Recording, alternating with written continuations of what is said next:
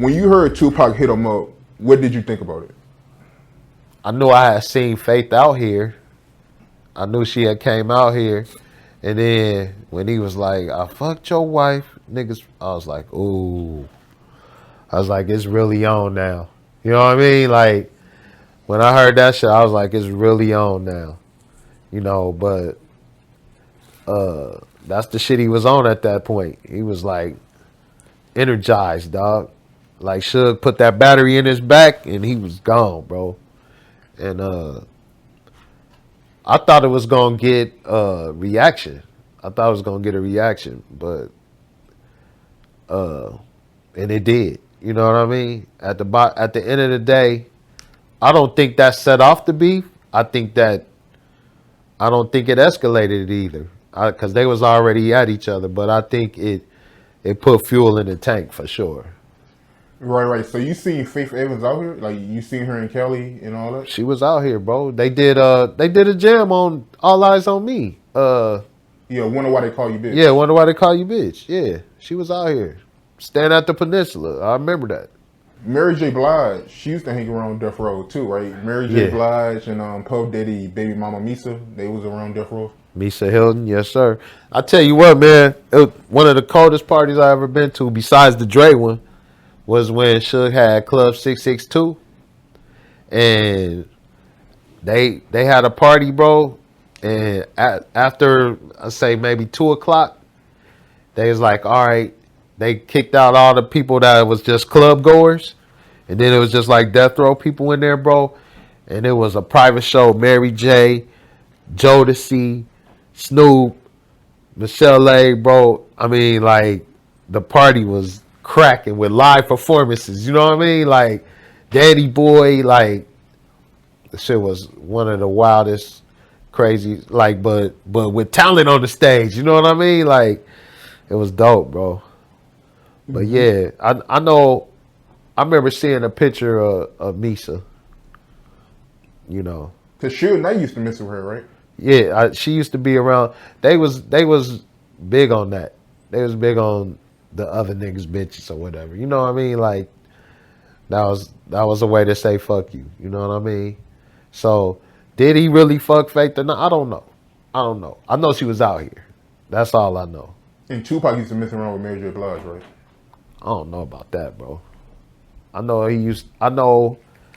seen him with Salli Richardson and Kadada. Them the only two girls I really ever seen him with. So Death Row, man, what was the reaction around Death Row with all the other artists when Tupac dropped him up? Like, how did everybody else feel about that song? I don't know. Niggas they was just on the wagon, bro. Like, oh, he killed that nigga, boy. It was like paintings with Biggie getting done in the butt in Suge office. You know what I mean? Like somebody painted that shit. You know what I mean? Like they went all the way with it, dude. You know. And you know, but the thing that made it deadly was that it was connected to the street. You know what I mean? Had that shit just been on wax, then it would have been funny. You know what I mean? But the fact that it was connected in Compton on both sides, that's what made it deadly, you know? You made a few comments earlier in the interview where you said that Suge Knight put a battery in Tupac back or whatever. Right. You said when Tupac first joined Death Row, he was cool, everything was good. Then by the time y'all shot the California Love video, he started acting a little funny or whatever. So with that being said, man, do you think Suge Knight was a bad influence on Tupac? You know what? I think they was not a bad influence, but I think there was an influence on each other, because I think if Pac would have took it the right way, Suge could have been a real good mentor for him, business wise and all that. You know what I mean? Because it ain't like Suge said, "You got to be a blood now." You know what I mean? Or no shit like that. It's that Pac gravitated to that. You know what I mean? And Suge just like, well, I got the little homie back regardless. So if Pac would have been like, hey, Suge, I'm here for the music, homie. You know what I mean? I'm here to I'm here to take y'all to the top, and this is how we gonna do it. If he would have had a vision like that, Suge would have got behind that. You know what I mean? But he gravitated to the, you know, they had him in the hood, and he loved that. He loved it. He embraced that. You know what I mean? You know, and you know, he took it and ran with it. Like, wait, cause you got to remember where he came from. He came from New York. You know what I mean? Where he wanted to be accepted out there. You know what I mean? But when the whole shit happened, he felt like they didn't have his back.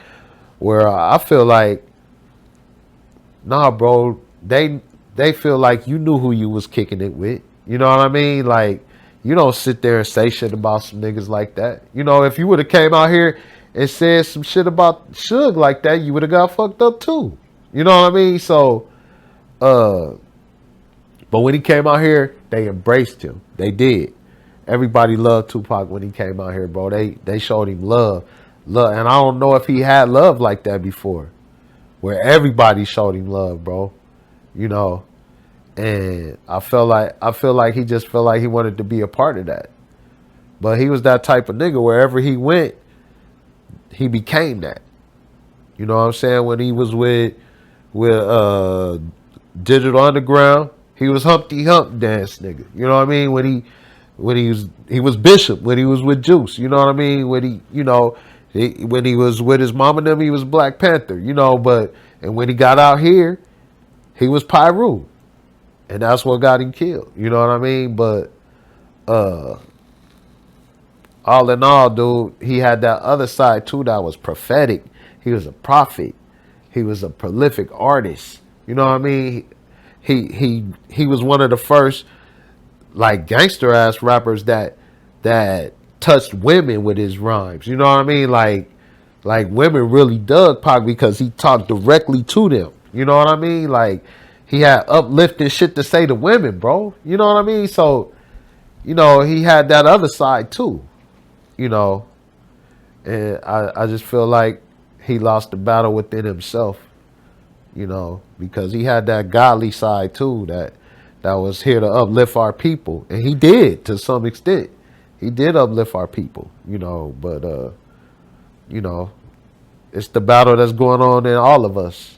You know, sometimes we win it, sometimes we lose it. I'm lucky that I had a cousin that was from Compton that let me know from the gate, don't play with that shit. That shit is real. These niggas will lay you out. You know what I mean? And so I had a cousin from Compton that instilled that in me not to fuck with that.